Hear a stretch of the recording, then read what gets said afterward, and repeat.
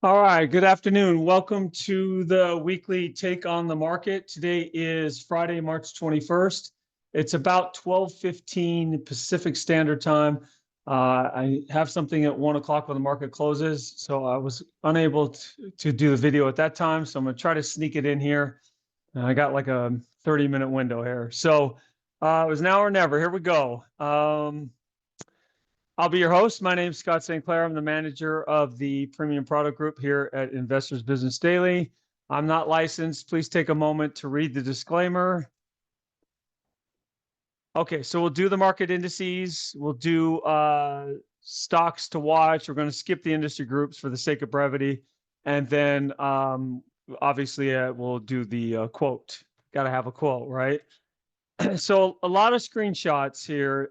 The market is, I don't know what to make of the overall market environment. Technically, it looks really poor, really damaged.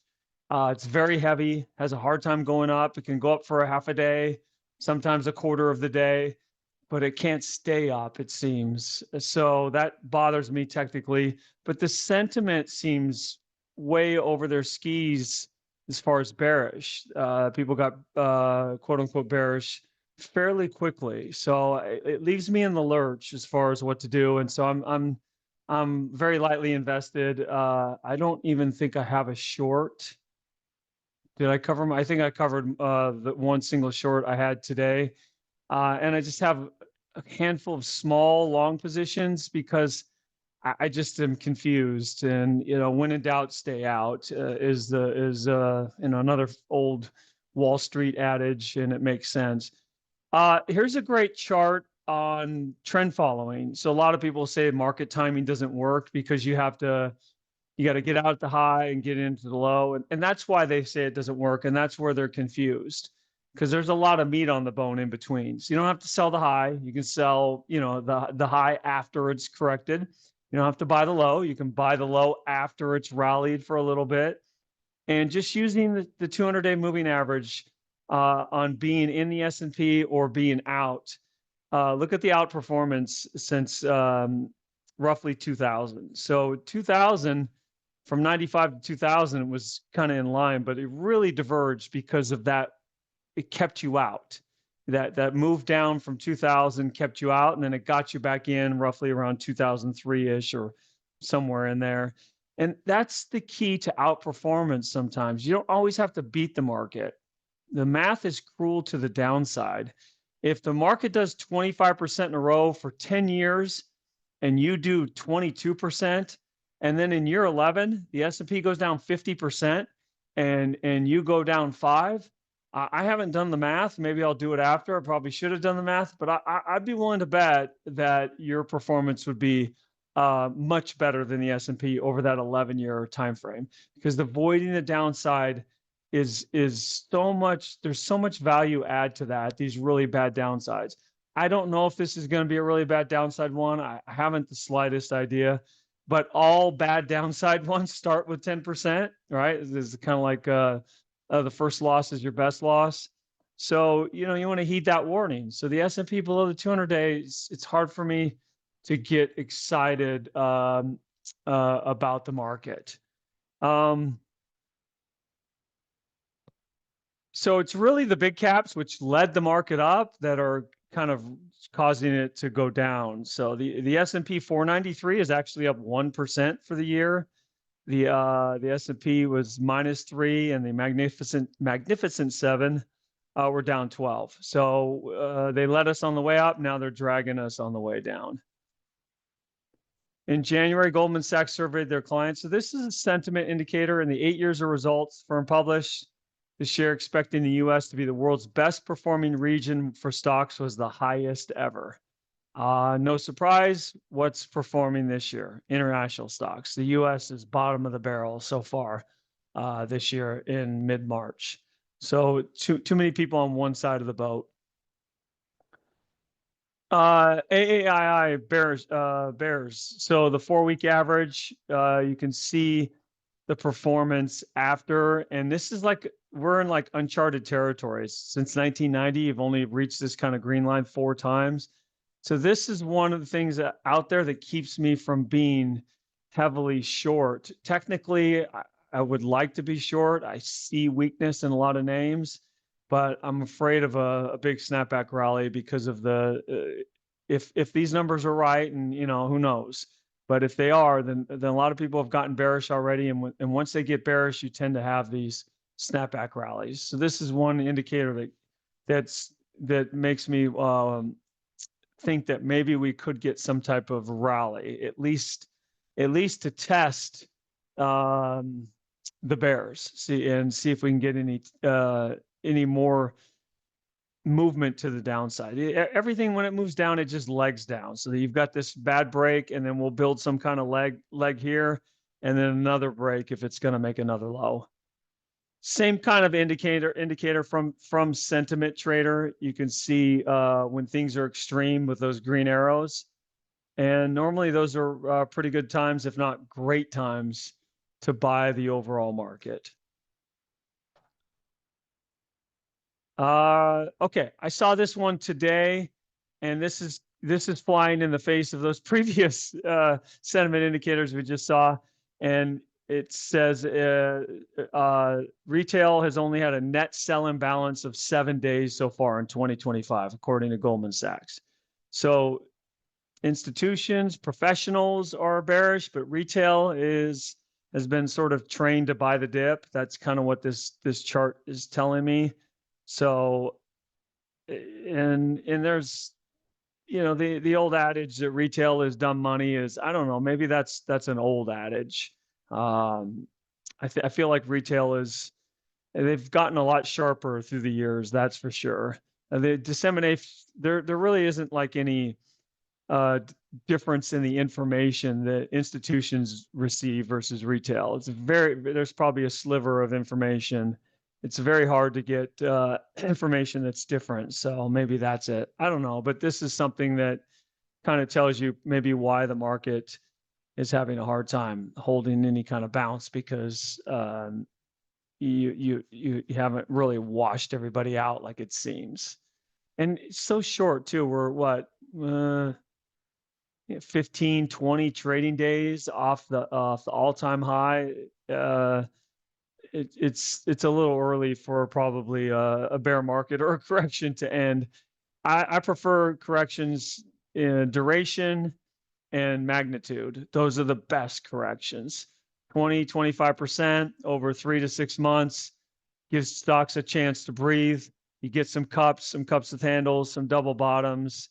And, the Bill O'Neill adage, you either wear them out or scare them out. And I like when you do both.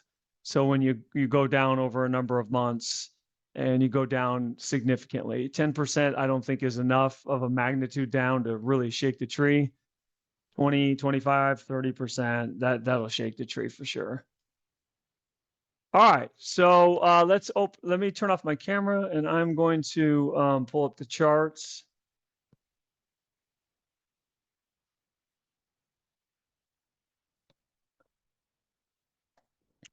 And here's the S&P 500. So we're still in rally mode. This is 1, 2, 3, 4, 5. This is day 6 of an attempted rally. We're not going to get a follow through day today. I mean, it's almost 12:30.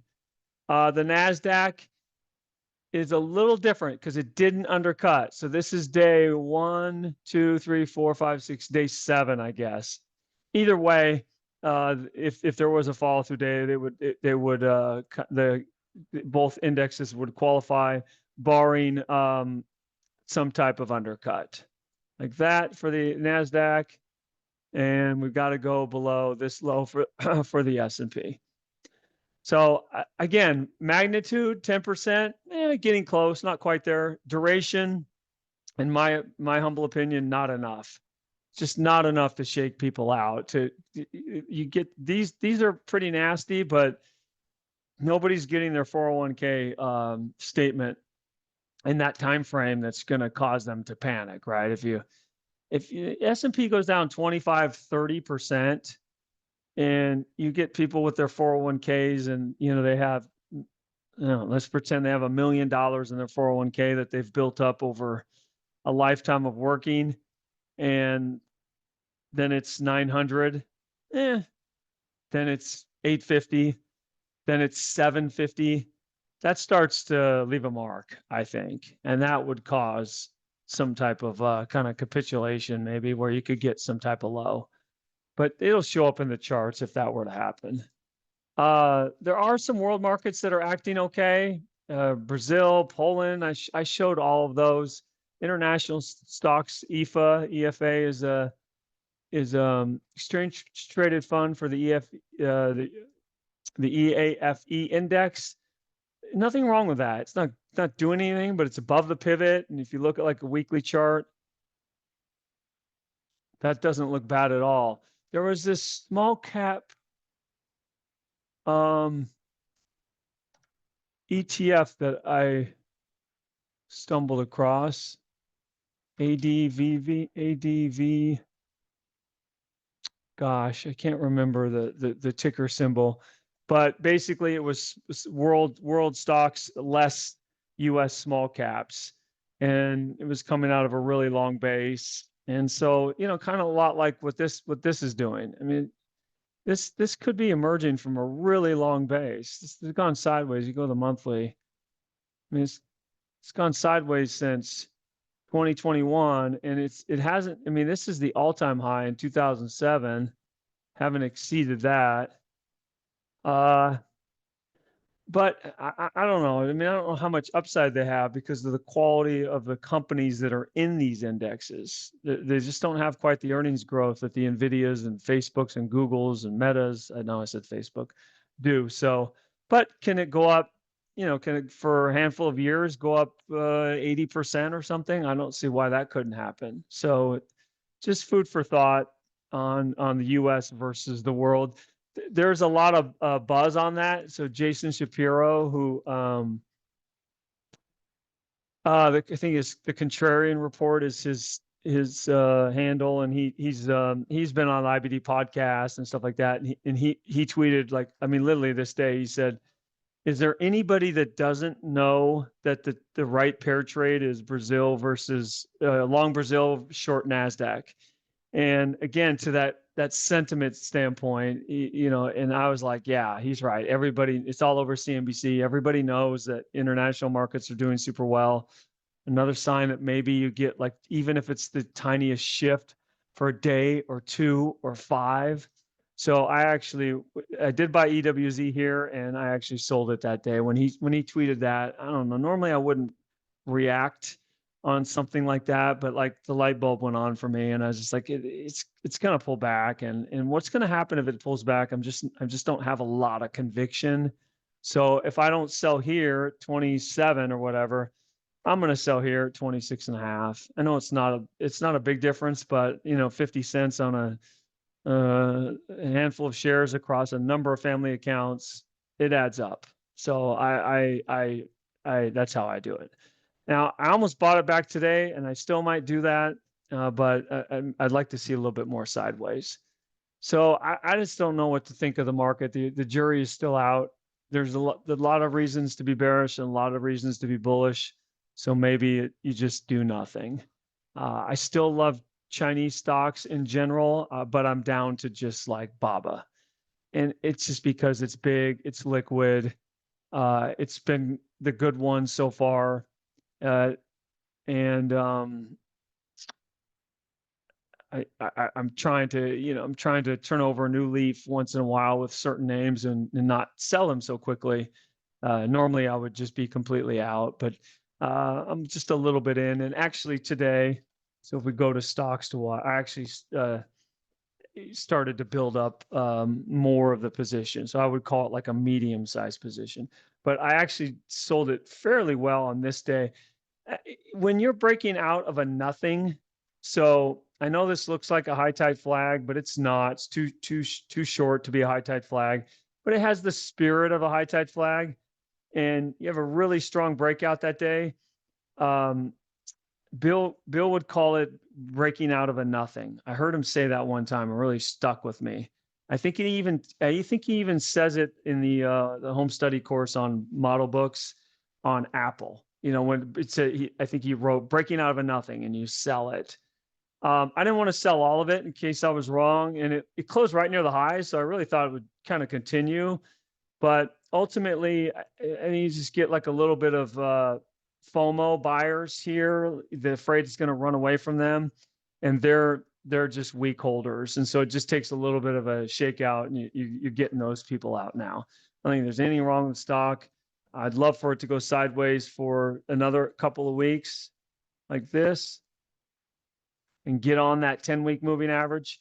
And then, barring unforeseen circumstances in the market, I would take it to a max position at that point. We'll see. For me, a max position might be a little, might be larger than for most people, but smaller than for me normally because of there's other geopolitical risks, et cetera. Look, Nvidia has geopolitical risks too. So, and I've had a massive position in that for even if it was only for a handful of moments, but that's kind of how I would consider that.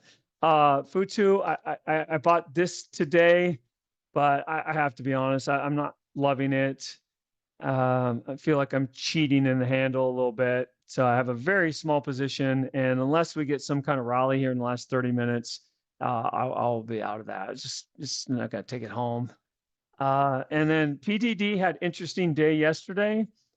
They reported earnings, and allegedly the earnings were bad. The revenues missed, or the sale. I'm sorry, I think it was the sales missed the estimates, I think. And you can see the slowdown, 13 and 21. And stock cap down, but then it rallied and closed really well. And to me, that's normally a very bullish action. When the stock can't go down on quote unquote bad news, that's really bullish action. A stock that can't go up on really good news, that's really bearish.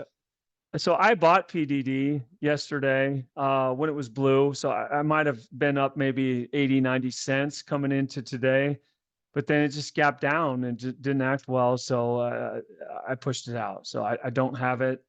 And I don't know. I'm a little disappointed with the action, and I didn't think it should gap down that hard. I know it's not really that hard. It's down 4%, but I thought it'd be up 4%. So to me, in my mind's eye, it was down a lot. So so that's why I'm just kind of down to the BABA is the one that I'm considering. The problem, for lack of a better word, with if we had a follow through day, let's say on Monday, for example, I don't know where the leadership is. So here's HIMS. I mean, would that be buyable? No, not by any kind of standard textbook buys. Nvidia, no. You can see I've drawn this trend line, and I can sort of manufacture a double bottom like that, but it would just be kind of cheating to try to get in. RBRK, I mean, it's okay, but again, not a real proper buy point. LB, I do own LB, but hanging by a thread. See, this is the problem with the market is really strong breakout, acted very good, was up a couple of dollars, and then that's it. It just was like down on the bid, and then down on the bid, down on the bid, down on the bid. It cannot go up anymore. And that's kind of why I like to sell them when they go up, because it's frustrating to see it go from 84 to 76. That's a big move. What is that? Jeez. Almost 10% off the highs. So I still have a little bit of a position. I did do, I had the tiniest of sell there, and then I had some orders to sell some more that I didn't get filled. It's kind of like you need a number. It's like Baskin Robbins, take a number, and then when they get to it, they'll allow you to sell a little bit. It's pretty illiquid if you're considering this name. So there's that. Is Antoro Resources looks fine. Not the best double bottom. It's a little too high in the middle, but yeah, I think you could manufacture that and hanging in there. EXE double bottom. So maybe there's some leadership in other areas. 28. The group strength is 28. That's what we need to get a sustained market rally, a true kind of follow through day that would be valid. We need some new leadership. What about the old leadership? So Apple looks broken. Tesla is super, super broken. Now, can Tesla rally? For sure. But I'll be honest with you, as a guy who likes to go short once in a while, I'm hopeful that it'll rally. That would be a prime candidate number one for me on this. Carvana, I mean, late stage breakout. Look at the weekly chart. Look at the huge move. You get a late stage base failure. That looks like a short. Now, is it a short today? No, I think it's kind of in no man's land. I'd rather kind of be up in here. So I have a handful of short candidates, but I don't love the short side. I don't love the long side here. I just kind of a do nothing, period. What else? Microsoft. Does that look good? No. Amazon. No. Google. No. Netflix actually looks the best. The RS line is a new high. So there's not much to run to if you had a market rally, the leadership would kind of is severely lacking, at least now. So here's the FANG index, and so longer can do that. That looks pretty bearish, right? You got a bad break and then any kind of sideways action. There any other stocks that I would want to highlight? Oh, gold stock. Let's talk about gold for half a minute. 91 relative strength, hanging like a champ. I was listening to a guy on a podcast that's been Fred Hickey. He's the high tech strategist, but he's been very bullish gold for 20 years. I used to follow him for high tech stock ideas, and then after the break in 2000, he I don't want to say he switched, but he still talks about tech stocks. Still kind of an expert in there, but he's been very bullish gold, and and rightly so. Gold's done really well since this was the GLD was created in 2004, but it's 46 to 278. I think it's actually better than the S&P. Let's pull up, I don't know, the comparison chart. Let's add SPY.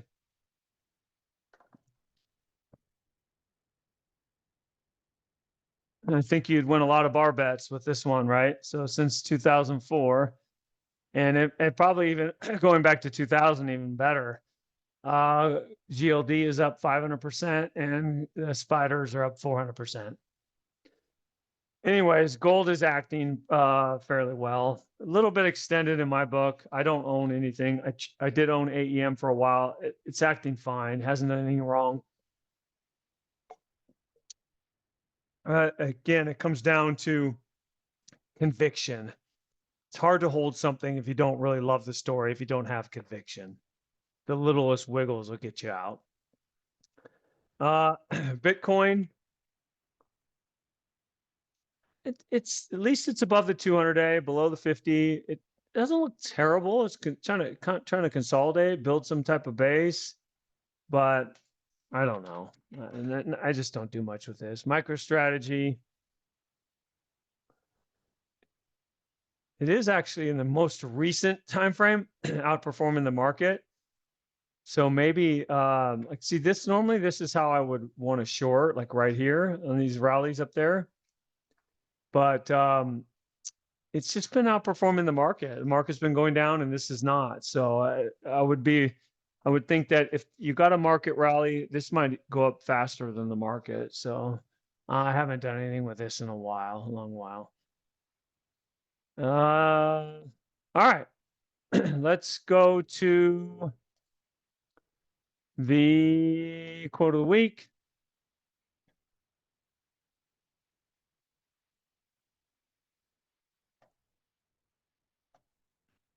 And it's not really a quote, but sort of is. It ties in with what I talked about either last week with this taking losses. I think I did the best loser wins book. I think this is a Wall Street Journal article. I apologize, I should know that, but I'm fairly certain it's a Wall Street Journal article. Multi-manager firms are maniacal about limiting risk.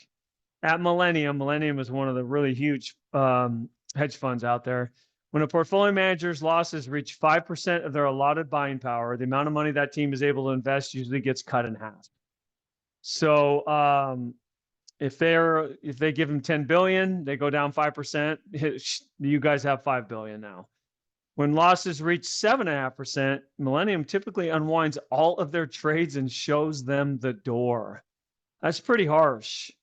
But that shows you what's going on out there and why things tend to get very one way. And when there's risk on, if you're a manager at Millennium and you're down, let's say 3%, you know that 5% is coming. You just sit on it. You just get me out. And that's why they've kind of had this relentless selling. You're down 6% or something. I mean, you'll take any price. You do not want to reach that 7.5%. You can't risk it. What a job that would be to be at Millennium. So they are really big on cutting losses, reducing risk. And so the article talks about what was designed to be a safety valve can add to selling pressure when different investment teams at the same firm or competing firms hold similar stocks they're all trying to get out of, right? And that's the FANG stocks. So they all own Microsoft, NVIDIA, everybody's up to their eyeballs in it. And then they start to go and they're not going to wait for, not after you, dear Alphonse, right? It's a rush to get out. And that's kind of what's happened in the market. This market sell-off has felt like a margin call, like somebody was in a margin call. And in a margin call, you don't get to choose the price. The banker chooses for you, and they take any price. And that's what it's felt like for the first part of the sell-off. Now maybe we're through that part of it. Maybe these people kind of already done all of that selling that they need to, and they're down 4, they're down 6, and so they're just kind of waiting here with bated breath, wondering what the market's going to do. Today's interesting day. The market's pretty poor, but yet the VIX is down. So that I don't really follow the VIX much, but I have a friend that follows it and uses it. He doesn't trade the VIX, but he uses it for that kind of push-pull sentiment. And so I keep it on my screen now after I talk to him about his thought process and how he uses it. And so you've got the VIX actually down. It's not down that much, but it's in the red while the NASDAQ's down 200 handles.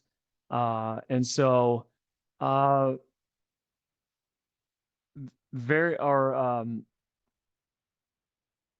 sorry, or I'm looking at the old contract. The NASDAQ was down. I think it's tried to rally off the lows, but anyways, it hasn't been much of a day, and the VIX is negative. Maybe that's the first sign.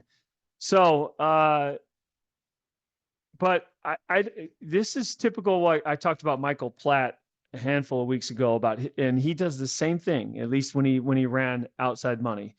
But his numbers were a little even tighter. I think if you went down 5%, he took half your money, and if you went down 3% on that money, he took your money. But it actually might kind of equate to the same math. So they're all kind of doing the same thing. Maybe a lot of these firms, because Michael Platt's track record at Blue Crest, I believe is the name of his firm, was incredible, especially with the amount of AUM he had, money. His performance numbers were they all emulate it, right? So David Swenson at Yale, he had kind of this out of the box thinking. They'd buy timberland and he'd buy gold and he'd buy all these different assets, whereas all the other colleges were just 60-40, and he was knocking the ball out of the park with less risk. And so what they do, they all copy it. They call it the Yale endowment model. So they all copy it. They all do the same thing. So that's kind of hedge funds. They look around, who's doing really well. Oh, let's copy that. So, but so I think this is a brilliant strategy. I don't know how well it works for when you have billions. but it works really well for your own account. And I would keep something like this in mind. I don't have quite the mechanical math of this for my own portfolio, but I definitely think about it. And I keep an equity curve. And when I'm not doing well, I reduce. They can get me one day, they can get me 2 days, but I just I'm not going to let the market get me 3 days in a row. I'm going to be, today, a day like today, if I was fully in, I would be down to like 60% in, and if they get me Monday, I'd be down to maybe 10% in, and if they get me Tuesday, I'd just be out, right? And so the magnitude of the losses would get less and less as the market was coming in on me, or the stocks that I was in was coming in on me. Okay, so contact us, 800-831-2525, marketsurge@investors.com. I did get a lot of emails about like, so there is something I want to talk about when I have more time, like the narrative. How do you think about the narrative for a stock? Somebody asked me about that. So that's on my to-do list. And somebody asked me about screening. How do I find ideas? I would watch the Mark Minervini webinar that we did, because that's I built that webinar with Mark in mind. And a lot of those things that I talked about, I use. But we will have a Market Surge Academy, which is a Saturday event where I basically do a training session on using Market Surge. And I talk a lot about screening and generating ideas in that event. So look for the email, and if you can join that, great. It is on a Saturday in the morning, Pacific Standard Time. Usually starts around 8:30 Pacific Standard Time. I believe the date is, I'm going to mess this up, April something, mid-April, something like that. It is Saturday, mid-April. Okay. All right. Thank you, guys. Stay in step with Harold and Jacob. And one of my colleagues, the product coach, Jacob Bradley, will be doing the event with Harold, as Arnie is on vacation that week. And so you get a new perspective from Jacob. He's been with the team a long time, and sharp kid. When I use the word kid, he's younger than me, so he's a kid. And so next Friday I will be off. So I'll be back in a couple of weeks. Have a great weekend. 800-831-2525 if you need help or anything. MarketSurge@investors.com if you if it's after hours. We try to respond to every email. We very rarely will you not get some type of response if you email us. Have a great weekend, everyone. Bye-bye.